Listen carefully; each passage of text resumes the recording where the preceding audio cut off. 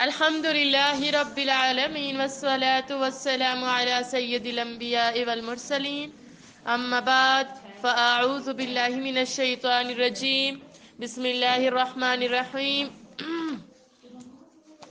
رب اشرح لي صدري ويسر لي أمري واحلل عقدة من لساني يفقه قولي رب زدنا علما اللهم فقهنا في الدين رب يسر ولا تعسر وتمم بالخير وبك نستعين آمين یا رب العالمین ثم آمین۔ کل ٹاپکس لکھوانا میں بھول گئی، پہلے آپ لوگ لکھ لیں ٹاپک۔ رکوع نمبر 7 تک تو آئی تھنک لکھے ہوئے تھے، ہے نا؟ رکوع نمبر 7 تک لکھے ہوئے تھے، وہی کہہ رہی ہوں نا۔ دیکھیں کہ رکوع نمبر 8 سورۃ الاعراف کا رکوع نمبر 1 ہے، پارے کا رکوع نمبر 8 ہے۔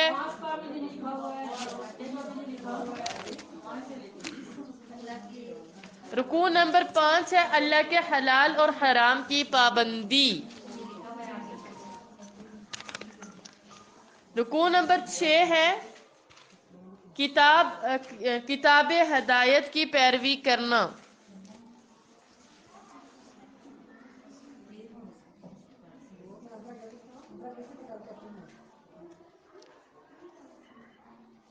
رکوع نمبر 7 لکھیں میرا جینا اور مرنا اللہ کے لیے۔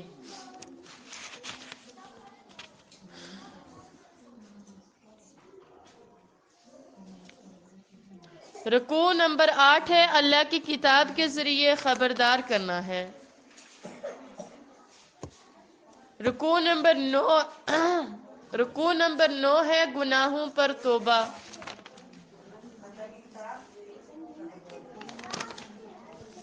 اللہ کی کتاب کے ذریعے خبردار کرنا ہے۔ اگلا ہے رکوع نمبر 9 گناہوں پر توبہ۔ رکوع نمبر 10 دین خالص اللہ کے لیے۔ رکوع نمبر 11 ٹاپک ہے اللہ کی آیات کا علم حاصل کرنا ہے۔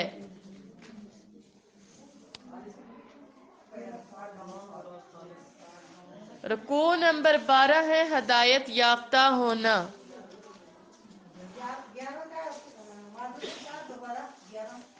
11 ہے اللہ کی آیات کا علم حاصل کرنا ہے۔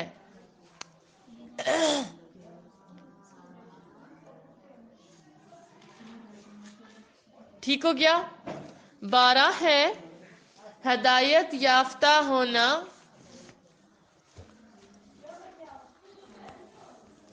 رکوع نمبر 13 ہے رحمتوں سے فائدہ اٹھانا۔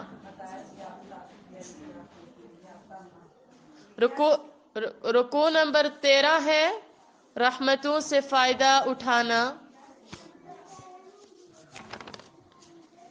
اور رکوع نمبر 14 لکھیں صرف اللہ ہی کو پکارنا ہے۔ صرف اللہ ہی کو پکارنا ہے۔ کتنی اچھی بات ہو کہ جتنے آپ لوگ یہاں پہ لکھ رہے ہیں اگلے سال رمضان میں انشاءاللہ بشرط زندگی آپ سارے ایک ایک جگہ پہ دورہ قرآن کروائیں، ہے نا؟ انشاءاللہ۔ رکوع نمبر 14 اللہ کے فضل سے شروع کرتے ہیں۔ اعوذ باللہ من الشیطان الرجیم بسم اللہ الرحمن الرحیم۔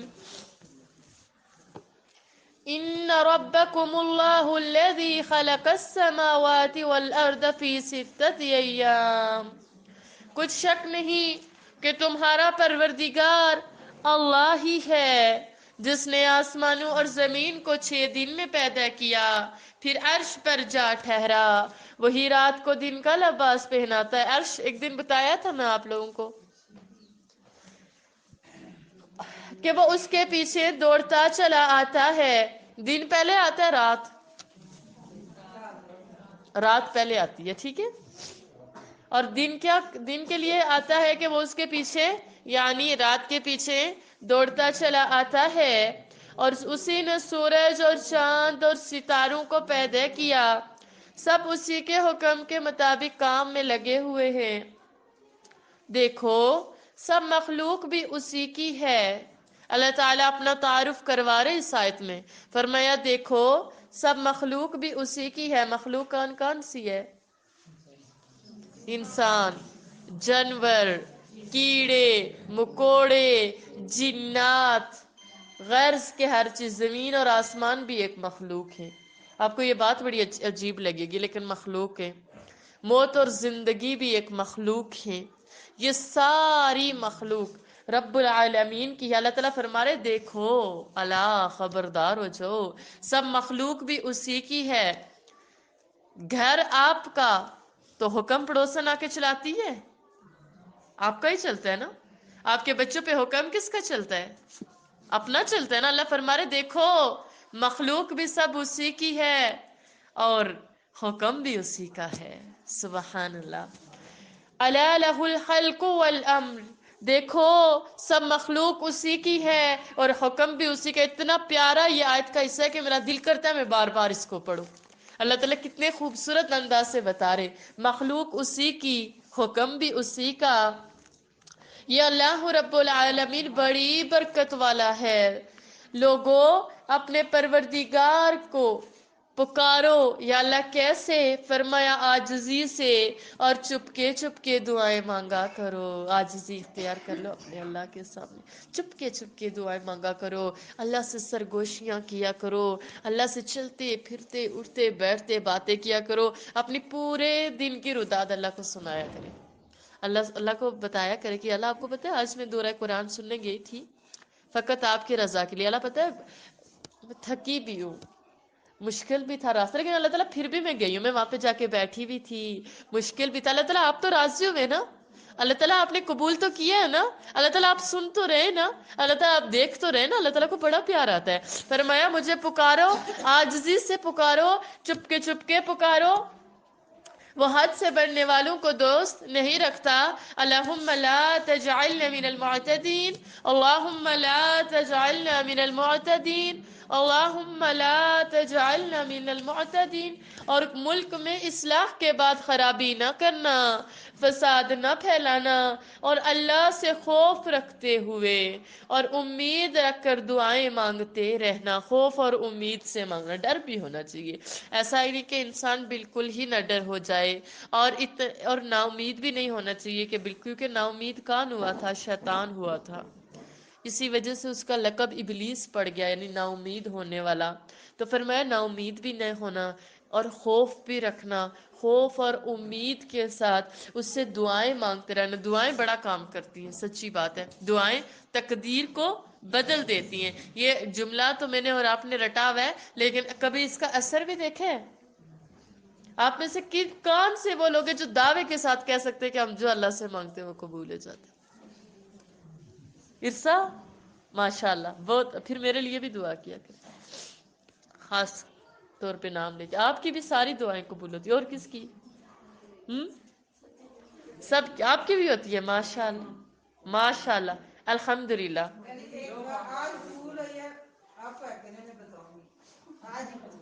ماشاءاللہ، اور دعاؤں پہ یقین ہونا چاہیے۔ ایک دفعہ ایسا ہوا نا میرے ساتھ خود، الحمدللہ ایسا ہوتا ہے کہ میں جو دعا کرتی ہوں نا تو وہ قبول ہو جاتی ہے۔ تو ایک دن میری ایک فرینڈ تھی، تو وہ کوئی گھر کا کام کروا رہے تھے، انہوں نے اسے لینٹر ڈلوانا تھا، ٹھیک ہے، اور بارش بڑی زور کی، بلکہ لگنے والی تھی بالکل۔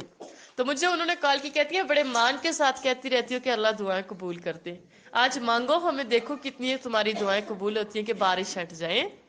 تو میں آ رہی تھی تو بارش بڑی سخت بالکل لگنے والی تھی، تو میں نے ایسے آسمان کی طرف دیکھا، تو میں نے رب العالمین سے کہا یا اللہ دیکھیں بات آپ کی آ گئی ہے، بات مان کی آ گئی ہے، یا اللہ آج مان رکھ لینا۔ میں بڑے فخر سے کہتی رہتی ہوں اللہ تعالیٰ میری دعائیں قبول کر لیتے۔ تو آپ یقین کریں بارش ہٹ گئی۔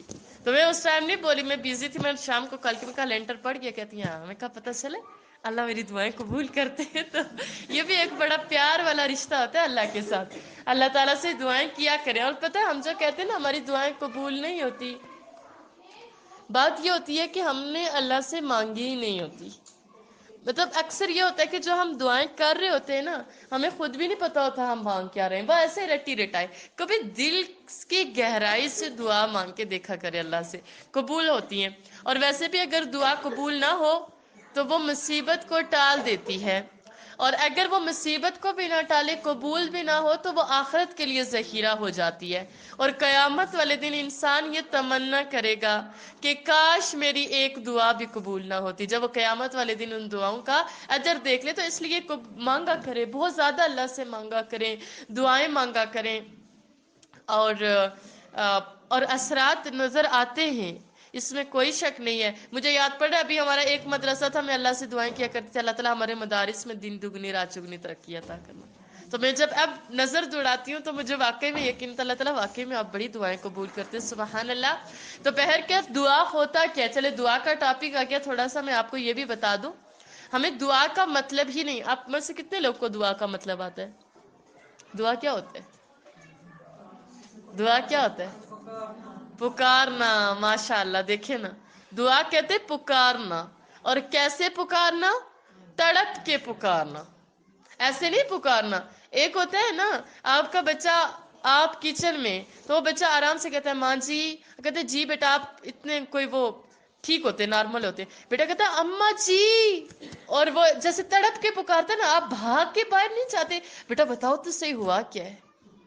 یہ والی بات اللہ کو جب تڑپ کے پکاریں گے نا، رب العالمین بھاگ کے آئیں گے، میرے بندے بتا تو صحیح تجھے ہوا کیا، بندے بتا تو صحیح. اور ہم نے ایک کی تھی اس پہ سیریز، دعا پہ کی تھی. ابھی شاید میرے پاس وہ لیکچرز نہ پڑے ہوں، کہیں ڈیلیٹ ہو جاتے ہیں، میں نے بھی سیو نہیں کیے. تو بڑا زبردست اس میں نے بچوں کو کروایا تھا. میں نے کہا تھا آپ ایک اندھیرے کمرے میں ہیں، لائٹ چلی جاتی ہے، اور آپ وہاں سے امی کو آواز لگاتی ہے امی لائٹ، اور امی بھاگتی ہوئی لائٹ لے کے آتی ہیں. اپنے آپ کو سوچیں نا، آپ اندھیرے میں ہیں، آپ مشکلات میں ہیں، پھر آپ اسی طرح تڑپ کے اللہ کو بھی پکارے نا. اگر اللہ نے آپ کے لیے لائٹ نہ بھیجی تو کہنا. اور واقعی میں یہ دعا اللہ تعالیٰ فرما رہے مجھے پکارو، مجھے تڑپ کے پکارو. اور اکثر ہمارا یہ ہوتا ہے، ہم دعا نہیں مانگتے کہ اللہ تعالیٰ کو تو پتہ، اللہ کو پتہ ہے، لیکن اللہ کو پکارنا، اللہ سے مانگنا اللہ کو بڑا اچھا لگتا ہے. لوگوں سے مانگتے لوگ تنگ پڑ جاتے نا، اللہ سے مانگا کرے، اللہ بڑے خوش ہوتے. تو فرمایا کہ مجھ سے خوف کرتے ہوئے اور امید رکھ کر دعائیں مانگا کرو، اور جب دعا کے لیے ہاتھ اٹھائے بہت عاجزی کے ساتھ، بڑی محبت کے ساتھ، اور رو کے مانگا کرے اللہ سے. اور حدیث کا مفہوم ہے رونا نہ آئے تو رونے جیسی شکل ہی بنا لیا کرے، ہے نا. جب آپ نے کہیں جانا ہوتا ہے دوست کے گھر یا کسی کی شادی میں، اور امی آپ کو بھیج نہیں رہی ہوتی، تو کیا کہتے ہیں امی پلیز نہ رو تو نہیں رہے ہوتے، ایسے شکلیں ہی بناتی ہیں، امی کو ترس آ کے بھیج دیتے ہیں نا. تو پھر جب اللہ کے سامنے بنائیں گے تو اللہ تو ہے ہی بڑا پیار کرنے والا. وہ تو الودود، کل ڈرے تھے، آج اس کی محبت دیکھتے ہیں انشاءاللہ. وہ تو ہے ہی الودود، وہ تو ہے ہی محبت کرنے والا. تو اس کو پکارا کریں تڑپ کے. فرمایا کچھ شک نہیں کہ اللہ کی رحمت، اللہ نے بتایا اللہ کی رحمت قریب ہے، پتہ ہے کس کے؟ المحسنین کے، احسان کرنے والوں کے. احسان کیا ہوتا ہے؟ بڑھ چڑھ کر عطا کرنا. ایک تو ہوتا ہے نا بدلہ دینا، ایک ہوتا ہے بڑھ چڑھ کے عطا کرنا. تو آپ احسان والا رویہ رکھا کریں. احسان ضروری نہیں ہوتا کہ صرف پیسوں میں ہی ہو، ہے نا. احسان ضروری نہیں ہوتا صرف گفٹ تحفے تحائف میں ہی ہو. احسان رویوں میں بھی کیا جاتا ہے، احسان معاف کرنے میں بھی کیا جاتا ہے، احسان آگے بڑھ کر دوسروں کو گلے لگانے پہ بھی کیا جاتا ہے، احسان روٹھوں ہوں کو منانے میں بھی کیا جاتا ہے. اللہ تعالیٰ فرما رہے میں ان کے قریب ہوں. اور دعا کریں اللہ سے اللہم جعلنا من المحسنین. آپ اوپر کرسی پہ بیٹھے، آپ سے نیچے نہیں بیٹھا جائے گا.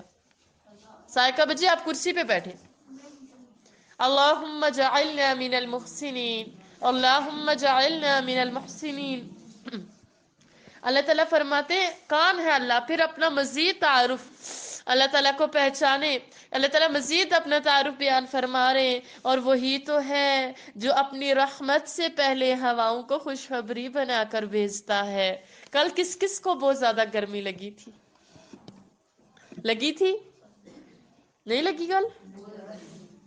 صحیح بات ہے، یاد ہی نہیں ہے. کل مجھے بڑی گرمی لگی تھی، اور میرا کافی گلا بھی خشک ہو چکا تھا.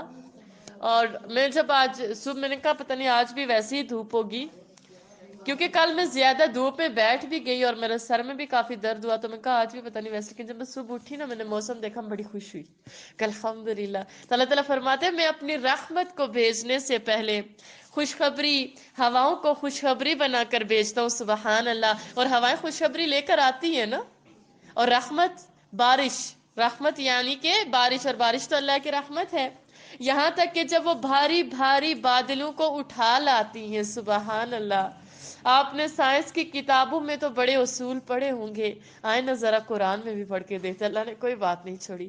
فرمایا جب وہ بھاری بھاری بادلوں کو اٹھا لاتی ہیں تو ہم ان کو ایک مری ہوئی بستی کی طرف ہانک دیتے ہیں، سبحان اللہ، جو مرجائی ہوئی ہوتی ہے، جس میں سبزہ نہیں ہوتا، پانی کی قلت ہوتی ہے، رب العالمین فرماتے ہیں میں اس کو اس مری ہوئی بستی کی طرف ہانک دیتے ہیں، پھر بادل سے بارش برساتے ہیں، سبحان اللہ، پھر بارش سے ہر طرح کے پھل پیدا کرتے ہیں، سبحان اللہ، بولے نا سبحان اللہ، آج بولتے ہی نہیں ہیں۔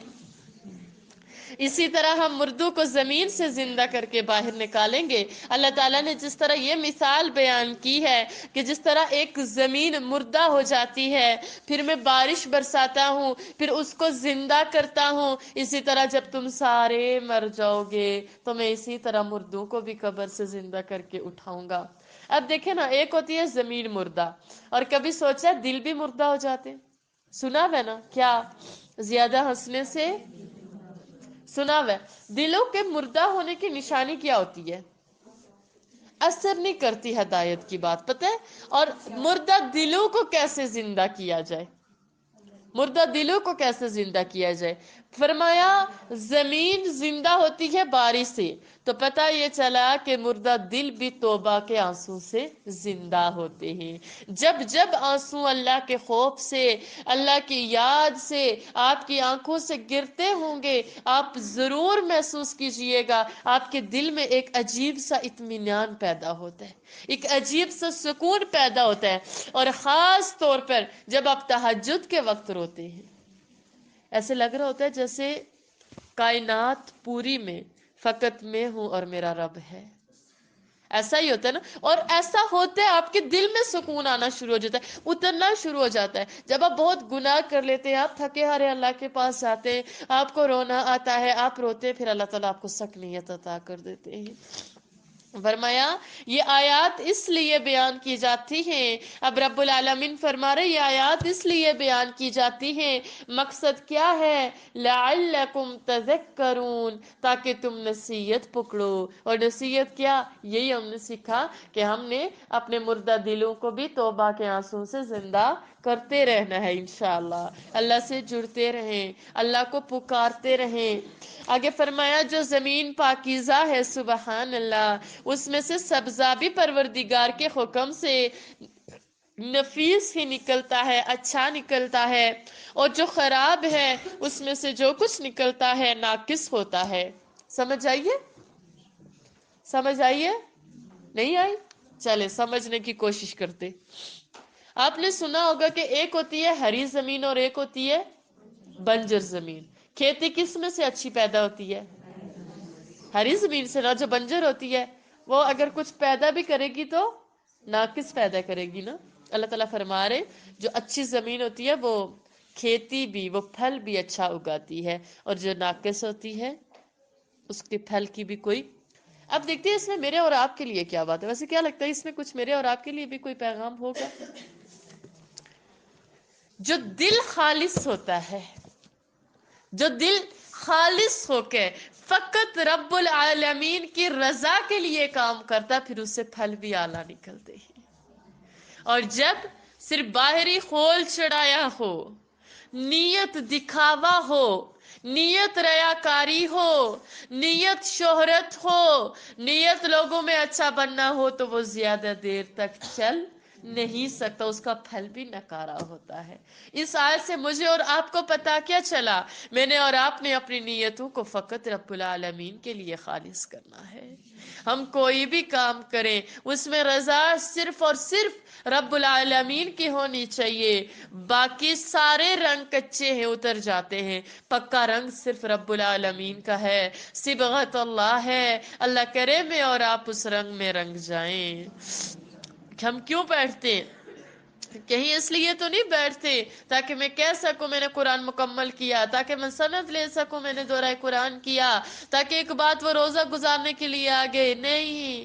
نیت کیا ہونی چاہیے؟ میں رب کی کتاب کو سمجھوں گی، میں اس سے نصیحت لوں گی، میں اس سے ہدایت لوں گی، میں اس پر عمل کروں گی، تو پتہ یہ چلا کہ جب دل اعلیٰ ہوں گے پھر کام بھی اعلیٰ ہوں گے۔ ٹھیک ہے؟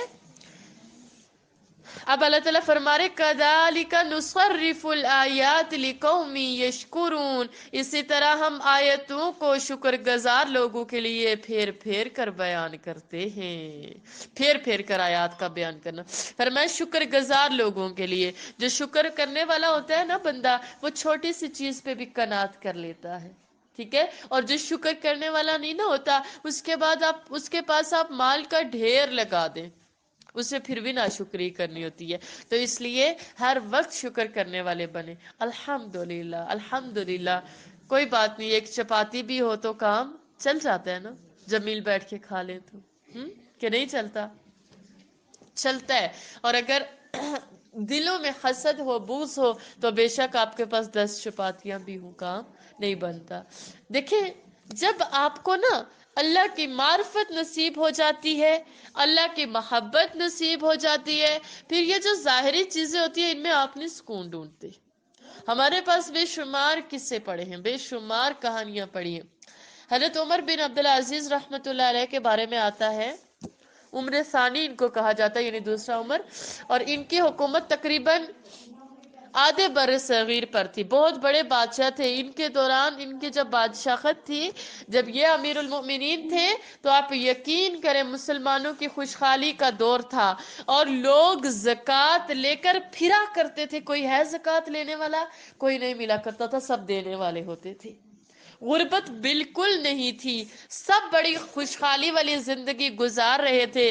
لیکن ان کے اپنے گھر کا کیا عالم تھا، آدھی دنیا کا بادشاہ۔ آج کل ہمارے تھوڑا سا سٹیٹس ہو جائے، تھوڑا سا کچھ مل جائے تو ہم اللہ اکبر پتہ نہیں کدھر پہنچ جاتے ہیں۔ یہ آدھی دنیا کے بادشاہ گھر آتے ہیں، عید آئی بھی ہوتی ہے تو بچے نا اپنی ماں سے، ان کی بیوی کا نام فاطمہ تھا، اپنی ماں کے سامنے ایک بات رکھتے، کہتے اماں جان کافی عرصہ ہو گیا ہے ہم نے کپڑے نہیں لیے، اماں جان اس بار نا ابا جب گھر آئے نا تو انہیں کہنا کہ اس بار عید پہ ہمیں بھی ایک ایک جوڑا بنوا کے دے لیں۔ پھٹے ہوئے پہلے کپڑے پرانے ہیں، پیمند لگے ہوئے، بچوں کی حسرت ہوتی ہے نا۔ کل بھی ہمارے اسکول میں ایک بچہ پورا دن روتا رہا، مجھے پتا نہیں چلا، مجھے آج پتا چلا۔ تو روتا اس لیے رہا کہ سب نے کپڑے لے لیے تو میں نہیں لے سکا، ہمارے پاس پیسے ہی نہیں ہے کہ کپڑے لے سکے۔ تو یقین کریں کہ جب آج میں نے یہ بات سنی تو بڑا مجھے شدید دکھ ہوا کہ رب العالمین ایسے بھی لوگ ہیں۔ تو کہنے لگے اماں اس بار ابا سے کہنا نا کہ ہمیں کپڑے لے کے دے دے۔ اماں نے کہا کہ ٹھیک ہے، جب ابا آئیں گے تو میں ان سے بات کروں گی۔ شام کو جب امیر المومنین حضرت عمر بن عبدالعزیز رحمۃ اللہ علیہ گھر تشریف لائے تو بیوی نے کہا کہ آج بچوں نے کپڑوں کی فرمائش کی ہے۔ تو کہنے لگے بیگم میں کپڑے کہاں سے لاؤں گا، جو مجھے تنہا ملتی ہے اس سے تو میں مر کے روٹی پوری کرتا ہوں، تو میں کپڑے کہاں سے لے کے آؤں گا۔ دیکھیں نا آدھی دنیا کا بادشاہ، سب مسلمان خوشحالی میں، زکوٰۃ لینے والا کوئی نہیں ہے، اس کی کیا حالت ہے۔ کہنے لگے میں کپڑے لوں گا تو پھر روزی روٹی کہاں سے لاؤں گا۔ اب بیوی نے مشورہ دیا، کہنے لگی آپ اس طرح کریں نا، آپ ایک ماہ کی ایڈوانس تنخواہ لے لیں، تو وہ تنخواہ لے کے آپ بچوں کو کپڑے بنوا کے دے دیں، تو میں مہینہ مزدوری کر لوں گی، کچھ محنت مزدوری کر کے تو ہم روٹی روزی پوری کر لیں گے۔ تو عمر بن عبدالعزیز رحمۃ اللہ علیہ نے فرمایا ٹھیک ہے میں ایسا ہی کر لوں گا۔ جب دوسرے دن گئے تو جا کے وزیر خزانچی کے پاس بیٹھے نا، اس کو بلایا، کہنے لگے جو وزیر خزانچی وہ ہوتا ہے جس کے پاس مال ہوتا ہے، جس کے پاس خزانہ ہوتا ہے، تنخواہیں وغیرہ دیتے ہیں، کہنے لگے مجھے نا اس بار 1 ماہ کی تنخواہ ایڈوانس دے دو، 1 ماہ کی تنخواہ ایڈوانس دے دو۔ بادشاہ تھے نا، وزیر خزانچی تو ان کے انڈر تھا نا، اسے تو حکم ملنا تھا اور اس نے پورا کرنا تھا نا۔ وزیر خزانچی نے پتہ کیا کیا، اسے ایک کاپی اور پینسل اٹھائی نا، تو آ کے عمر بن عبدالعزیز کے منہ کے سامنے رکھ کے کہنے لگا مجھے یہاں لکھ کے دیں، ضمانت دیں کہ آپ 1 ماہ تک زندہ رہیں گے، اگر ضمانت دیتے تو میں تنخواہ دینے کے لیے تیار ہوں۔ عمر بن عبدالعزیز نا چپ کر کے اٹھ کے آ کے کہنے لگے نہیں میں نے نہیں لینی تنخواہ، میں کیسے گارنٹی دے سکتا ہوں کہ میں 1 ماہ تک زندہ رہوں گا۔ آگے شام کو گھر آئے تو بیوی سے کہنے لگے کہ بچوں سے معذرت کر لینا، بچوں سے کہہ لینا کہ مجھے معاف کر دینا، میں اگر چاہوں تو تمہیں اعلیٰ سے اعلیٰ سوٹ پہنوا سکتا ہوں، لیکن بات یہ کہ میں مسلمانوں کے مال پہ ڈاکہ نہیں ڈالنا چاہتا۔ بات یہ ہے کہ آج تو میں تمہیں کپڑے پہنا دوں، مجھے نا میں کل حشر کے دن کیا جواب دوں گا۔ تو بچوں سے معذرت کر لینا کہ ان کا باپ انہیں کپڑے نہیں دلوا سکا۔ وقت گزر گیا، عید ہوئی، سارے عید پڑھنے کے لیے آئے، نئے کپڑے پہنے ہوئے، اور عمر بن عبدالعزیز کے بچے پیوند لگے ہوئے کپڑے پہن کے، کیا خیال ہے جب باپ سے ملے ہوں گے تو باپ کے دل پہ کچھ نہیں گزری ہوگی؟ رونے لگے، کہنے لگے بچوں مجھے معاف کر دینا، میں تمہیں کپڑے نہیں دلوا سکتا، اصل میں نا مجھے اللہ سے بڑا ڈر لگتا ہے، میں جواب کیا دوں گا۔ پھر خیر بچوں نے کہا، بچوں نے پتہ کیا جواب دیا؟ بچے کہنے لگے ابا ہمیں فخر ہے کہ آپ نے ہماری خواہشات پوری کرنے کے لیے مسلمانوں کا مال نہیں لوٹا، ہمیں فخر ہے ایسے باپ پر۔ پھر ایک دفعہ گھر گئے تو بچیاں نا حضرت عمر بن عبدالعزیز کی نا ان سے بات کری تو ایسے منہ کے آگے دوپٹہ رکھے، تو حضرت عمر بن عبدالعزیز رحمۃ اللہ علیہ فرمانے لگے بچیوں یہ منہ پہ دوپٹہ رکھے کیوں مجھ سے بات کر رہی ہو؟ تو بچیاں تو نہ بولی، لیکن جو خادمہ تھی وہ کہنے لگی امیر المومنین گھر میں نا سالن نہیں تھا، تو بچیوں نے نا کچے پیاز کے ساتھ روٹی کھائی ہے، تو وہ پیاز کی نا جو بو ہے وہ آپ کو اچھی نہیں لگتی، تو اس لیے یہ دوپٹہ رکھے۔ آج تک ہم نے کبھی کھایا پیاز کے ساتھ؟ پھر بھی ہم شکر نہیں نہ کرتے۔ سوچے کہ انہوں نے بھی یہ حالات دیکھے تو رونے لگے، کہنے لگے اتنے روئے، کہنے لگے میں تمہیں اعلیٰ سے اعلیٰ کھانے کھلا سکتا ہوں، لیکن بات یہ کہ تمہارا باپ جہنم کی آگ سے بڑا ڈرتا ہے، مجھے اس آگ سے بڑا ڈر لگتا ہے۔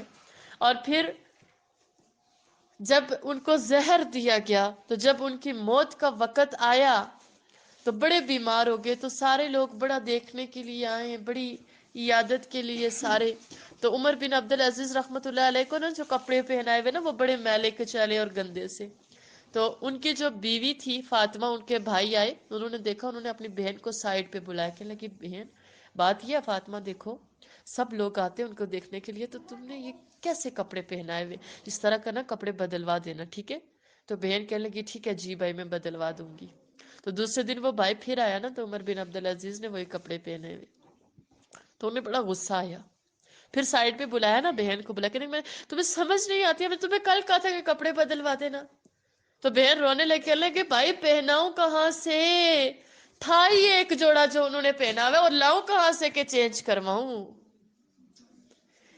یہ وہ شخصیات تھی، یہ میں کسی صحابی کا قصہ نہیں سنا رہی آپ کو، یہ بہت بعد کے، لیکن انہوں نے کیا کیا تھا، انہوں نے حق کو پہچان لیا تھا، انہوں نے قرآن کو پہچان لیا تھا، لیکن ان کے دل میں سکون تھا، سکنیت تھی، کیوں؟ انہوں نے رب کو پہچان لیا تھا۔ اور پھر پتہ ہے کیا ہوا، جب یہ فوت ہو گئے نا، جب یہ فوت ہو گئے تو جب ان کا نماز جنازہ لے گئے وہ پڑھا تو ایک سبز کاغذ اٹھتا ہوا آسمان کی طرف سے آیا اور عمر بن عبدالعزیز کے جنازے کے اوپر پڑ گیا۔ لوگوں نے دیکھا تو اس پہ 2 سطریں لکھی ہوئی تھی، ایک لکھا ہوا تھا بسم اللہ الرحمن الرحیم اور دوسرا لکھا ہوا تھا اللہ نے عمر بن عبدالعزیز کو جہنم سے رہا کر دیا ہے، بری کر دیا ہے۔ جب اللہ کے ہو جاتے ہیں نا پھر اللہ تعالیٰ انعامات بھی بڑے دیتے ہیں۔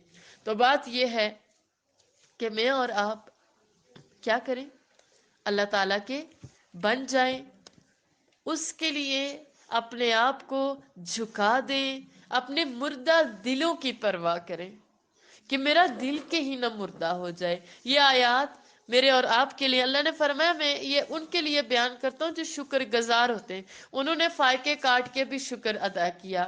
آج ہمارے دسترخوان ہر طرح کی نعمت سے سجے ہوتے ہیں، پھر بھی ہماری زبان سے شکر نہیں نکلتا، پھر بھی ہمیں اپنا نبی نہیں یاد آتا کہ میرے نبی کے دسترخوان پہ کیا ہوتا تھا. تو اس لیے اللہ نے مجھے اور آپ کو بے شمار نعمتیں عطا کی ہیں، تو اس کا اٹھتے بیٹھتے چلتے پھرتے شکر ادا کیا کریں. ٹھیک ہے. اگلا رکوع ہے رکوع نمبر 15 ہے خیر خواہی سے رب کا پیغام پہنچانا ہے. اب یہاں سے نا پچھلی قوموں کے قصے شروع ہو رہے، پچھلی قوموں کے ماضی میں اللہ تعالیٰ لے کے جا رہے کہ دیکھو جو ماضی میں نیکوکار رہے میں نے ان کے ساتھ کیسا سلوک کیا، اور جو ماضی میں گنہگار رہے میں نے ان کے ساتھ کیسا سلوک کیا، تاکہ میں اور آپ گنہگار بننے کے بجائے نیکوکار بننے کی کوشش کریں. ٹھیک ہے. فرمایا لقد ارسلنا نوحا الی قومہ، ہم نے نوح علیہ السلام کو ان کی قوم کی طرف بھیجا تو انہوں نے ان سے کہا اے میری قوم، یا قومی، سوچے کتنے پیار سے بلا رہی تھی اے میری قوم، کہ لوگوں اللہ کی عبادت کرو، اس کے سوا تمہارا کوئی معبود نہیں. مجھے تمہارے بارے میں بڑے دن کے عذاب کا بہت ہی ڈر ہے. کیسے ان کا دل نرم کرنے کی کوئی فرما رہے مجھے نا وہ جو بڑا دن آئے گا، قیامت کا دن آئے گا، مجھے بڑا خوف ہے، مجھے بڑا ڈر ہے اس دن کے عذاب سے. تو جو ان کی قوم کے سردار تھے، قول الملأ، جو سردار تھے وہ کہنے لگے، کیا کہنے لگے سنیے گا. کہنے لگے ہم تو تمہیں کھلی گمراہی میں مبتلا دیکھتے ہیں. نوح علیہ السلام کو فوراً سے سرداروں نے کیا کہا، کہتے ہیں ہم تو تمہیں کھلی گمراہی میں مبتلا دیکھتے. انہوں نے کہا یا قومی، اے میری قوم، مجھ میں کسی طرح کی گمراہی نہیں ہے، بلکہ میں تو رب العالمین کا، میں تو پروردگار عالم کا پیغمبر ہوں. تو میں اپنے رب کے پیغام پہنچاتا ہوں اور تمہاری خیر خواہی کرتا ہوں، تمہیں نصیحت کرتا ہوں، اور مجھ کو اللہ کی طرف سے ایسی باتیں معلوم ہیں جن سے تم بے خبر ہو. کیا تم کو اس بات سے تعجب ہوا ہے کہ تم میں سے ایک شخص کے ہاتھ تمہارے پروردگار کی طرف سے تمہارے پاس نصیحت آئی تاکہ وہ تم کو ڈرائے اور تاکہ تم پرہیزگار بنو اور تاکہ تم پر رحم کیا جائے؟ مگر ان لوگوں نے ان کی تکذیب کی، ان کو جھٹلا دیا. تو ہم نے نوح علیہ السلام کو اور جو ان کے ساتھ کشتی میں سوار تھے ان کو تو بچا لیا، اور جن لوگوں نے ہماری آیتوں کو جھٹلایا تھا انہیں غرق کر دیا. ایمان والوں کو بچا لیا، جھٹلانے والوں کو غرق کر دیا. کچھ شک نہیں کہ وہ اندھے لوگ تھے. نوح علیہ السلام کا تذکرہ ہے، ان کا قصہ ہے. نوح علیہ السلام اللہ تعالیٰ کے جلیل القدر نبی تھے اور رسول تھے، اور حضرت آدم علیہ السلام کے بعد انبیاء تو آئے لیکن ان کے بعد رسول یہ تھے. انبیاء آئے، رسول یہ تھے. انبیاء باقی بھی آئے، حضرت عیسیٰ علیہ السلام ان سے پہلے آئے لیکن رسول یہ تھے. انہوں نے نا اپنی قوم کو، اب دیکھیں حضرت آدم علیہ السلام کے بعد نا سارے لوگ جتنے بھی تھے وہ توحید پر تھے، تو پھر ان کی پہلی قوم تھی جو شرک میں مبتلا ہوئی. انہوں نے بگاڑ پیدا کیا، انہوں نے فساد پیدا کیا. حضرت نوح علیہ السلام کو اللہ تعالیٰ نے ان کی ہدایت کے لیے بھیجا، اور حضرت نوح علیہ السلام کی جو کل عمر ہے وہ 1240 سال ہے.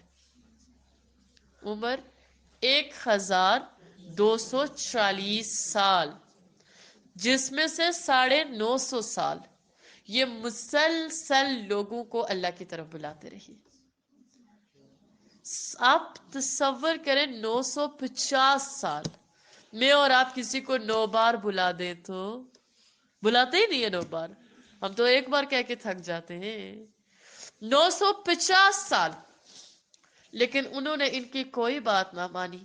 یہ روزانہ جاتے تبلیغ کے لیے تو انہیں روزانہ مار پڑتی. حضرت نوح علیہ السلام کو روزانہ ان کو مارتے، اور اس قدر مارتے تھے، چھوڑتے تھے اس امید پہ کہ اب یہ زندہ نہیں رہے، لیکن کیا ہوتا تھا یہ پھر زندہ رہ جاتے، پھر یہ گھر پہنچتے، پھر صبح اٹھ کے یہ تبلیغ کے لیے نکل جاتے.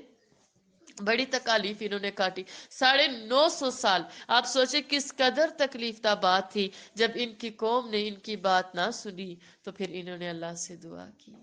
یہ انشاءاللہ سورہ نو میں آئے گا، پڑھ کے بڑا دل تڑپتا، جا کے ضرور پڑھیے گا۔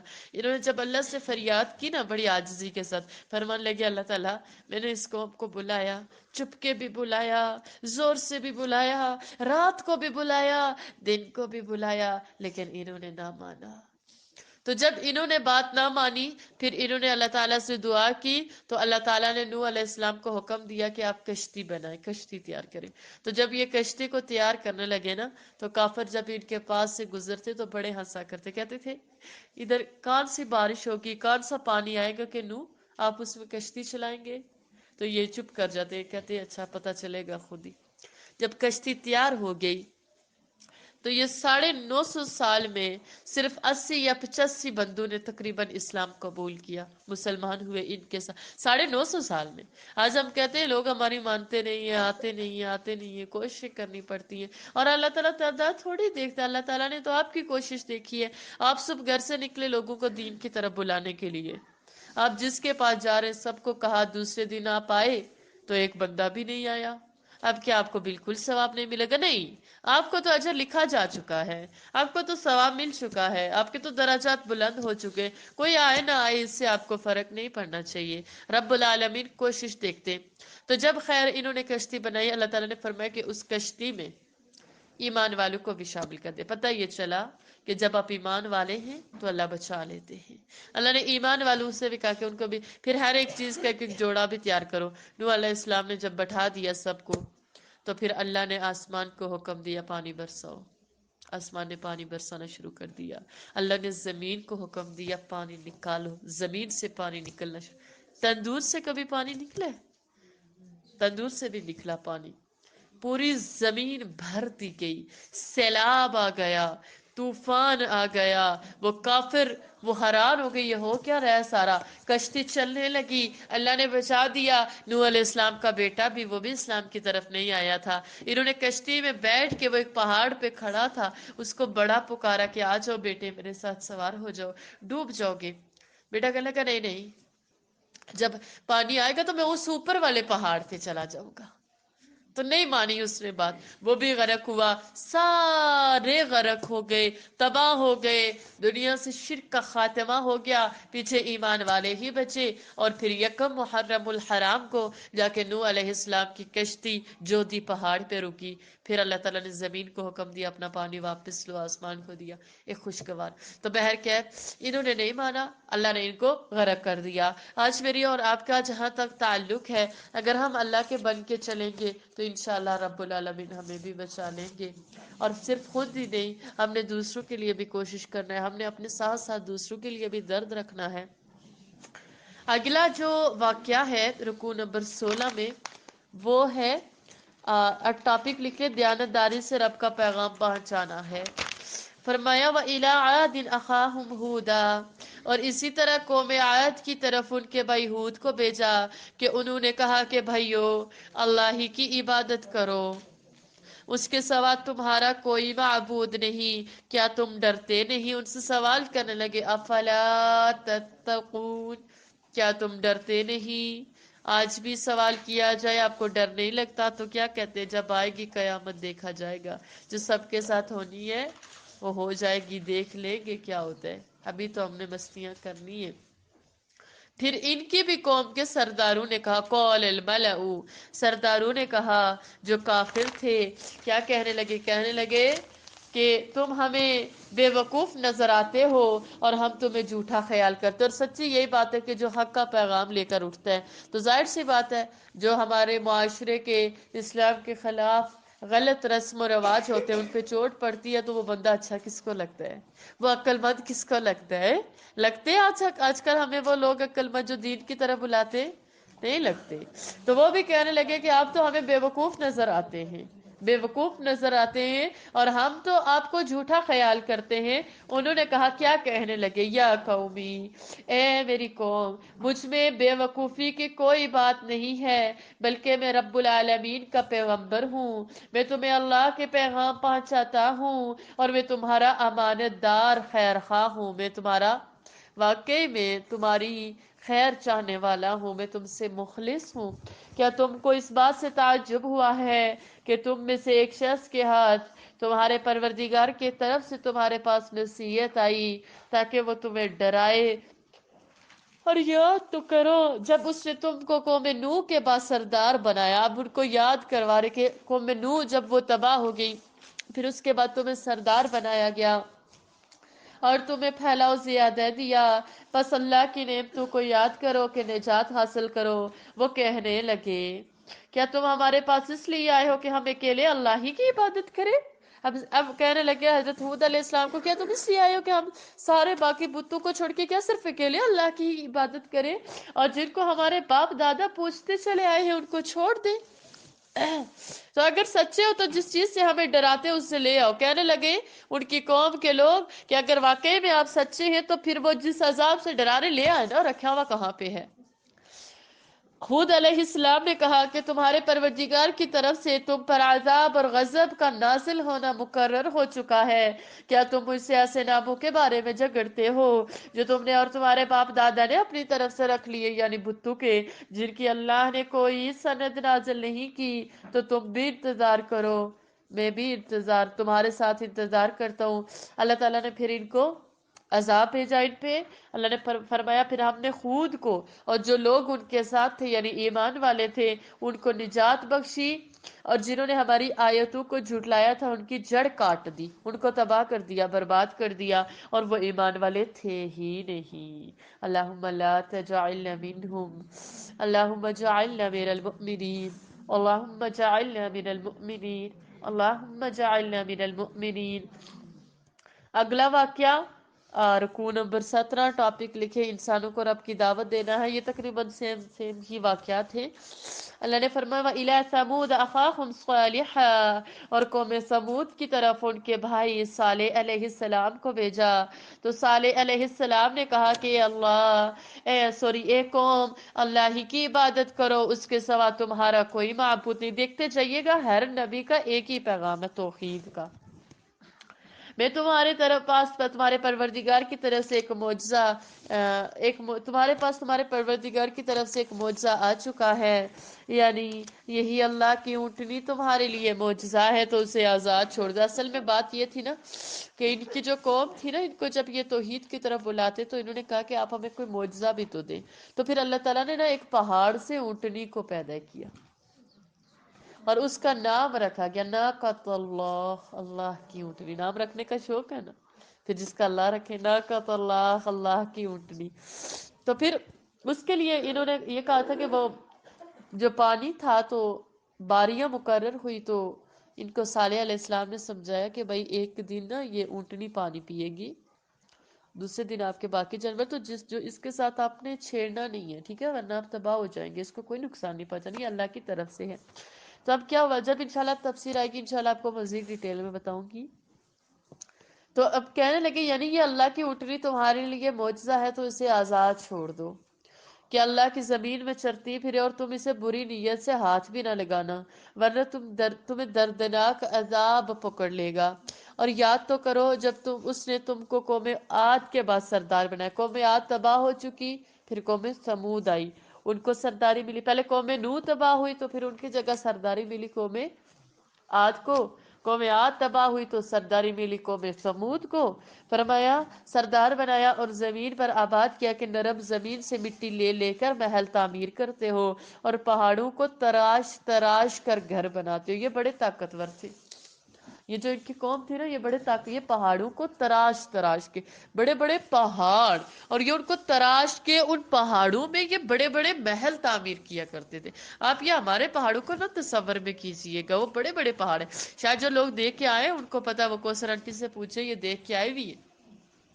تو مجھے اگر کل میمونہ آپ یاد کروائیں گی تو میں پھر انشاءاللہ لے کے بھی آؤں گی اپنی تفسیر کی بک، اور ان کو انشاءاللہ وہ تصویریں بھی دکھاؤں گی کہ وہ کیسے پہاڑ تھے جن کو انہوں نے تراش تراش کے انہوں نے محل تعمیر، دیکھیے گا عقل دنگ رہ جاتی ہے۔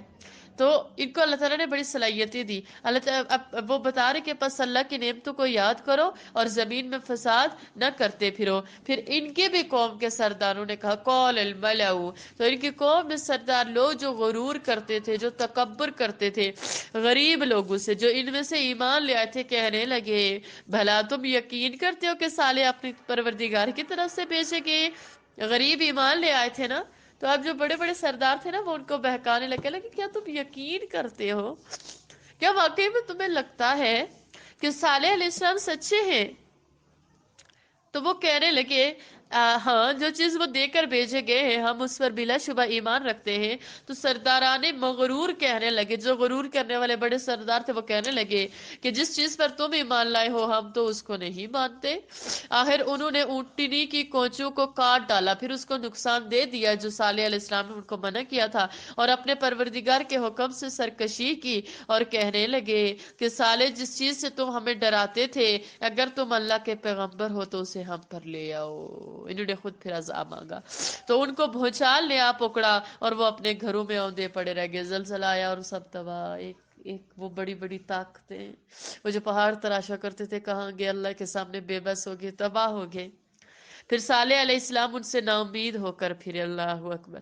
پیغمبر کے دل میں بڑا درد ہوتا ہے اپنی قوم کے لیے. فرمایا نا امید ہو کر پھرے اور کہا ہے میری قوم، میں نے تم کو اللہ کا پیغام پہنچا دیا اور تمہاری خیر خواہی کی، مگر تم ایسے ہو کہ خیر خواہوں کو دوست ہی نہیں رکھتے. اللہ.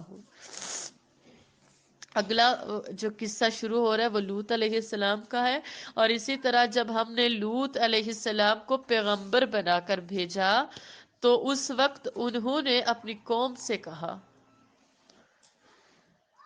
تم ایسی بے حیائی کا کام کیوں کرتے ہو کہ تم سے پہلے اہل عالم میں سے کسی نے اس طرح کا کام نہیں کیا. اصل میں جو لوط علیہ السلام تھے نا، یہ حضرت ابراہیم علیہ السلام کے بھتیجے لگتے تھے. یہ حضرت ابراہیم علیہ السلام کے نا بھائی کے بیٹے تھے، اور چونکہ شروع سے ہی انہیں حضرت ابراہیم علیہ السلام کا ساتھ نصیب ہوا تو یہ زیادہ تر حضرت ابراہیم علیہ السلام کے پاس ہی رہتے تھے.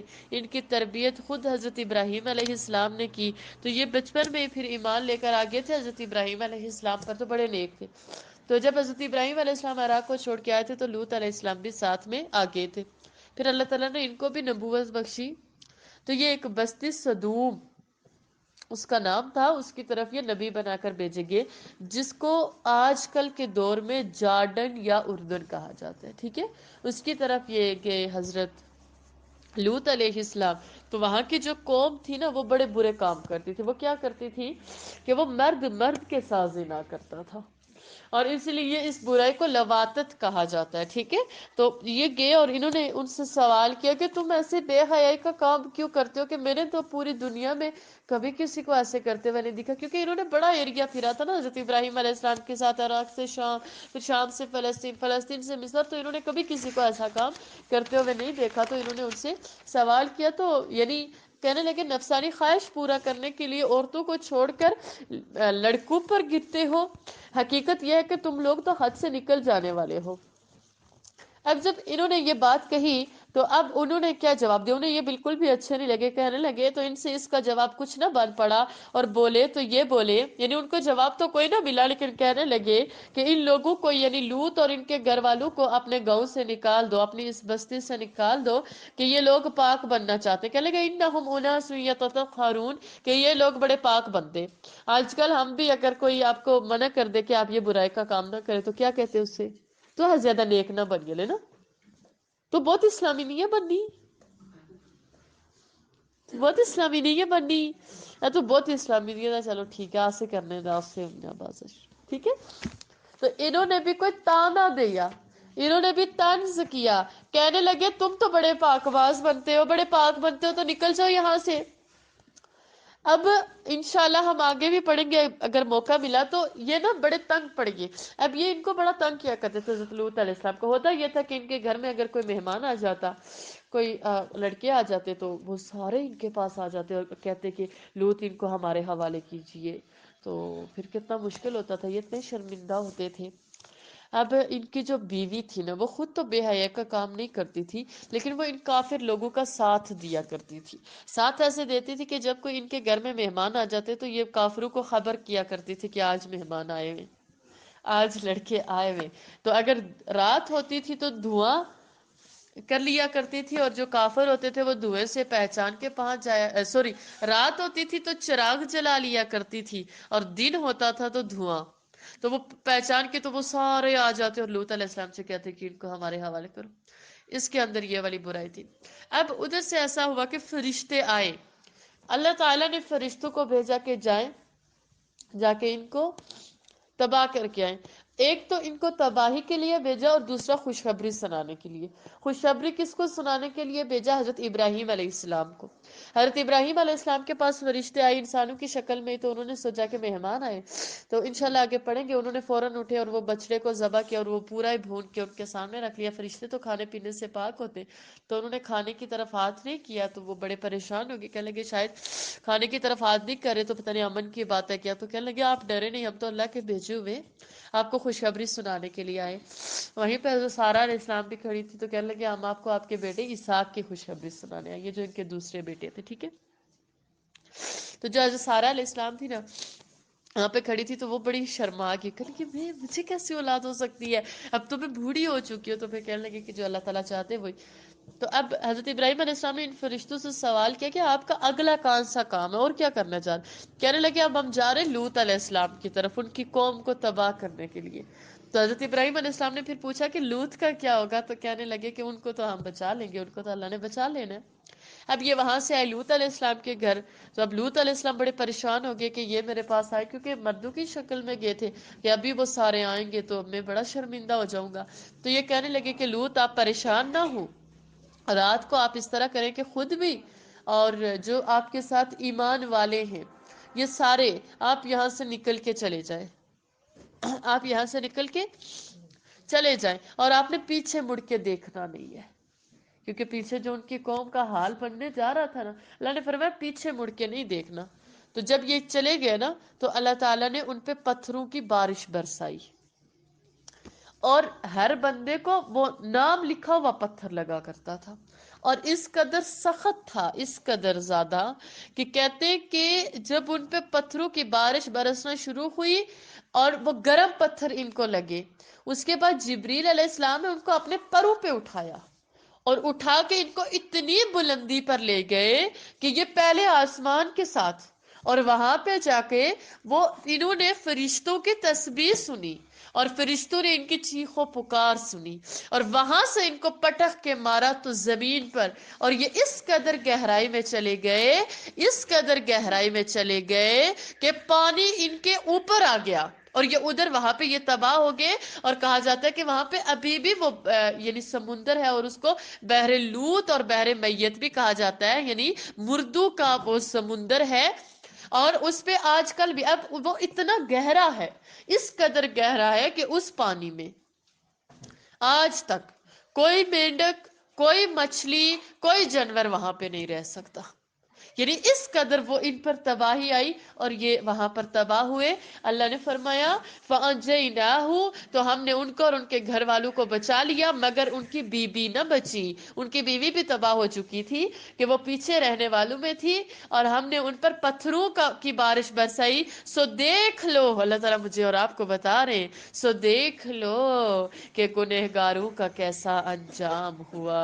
اللہم لا تجعلنا من المجرمین، اللہم لا تجعلنا من المجرمین، اللہم لا تجعلنا من المجرمین. اگلا جو رکوع ہے کچھ آیات ہیں، ان کا ٹاپک لکھ لیں، رب کی طرف جو چیز لے جائے اس پر ایمان لانا ہے.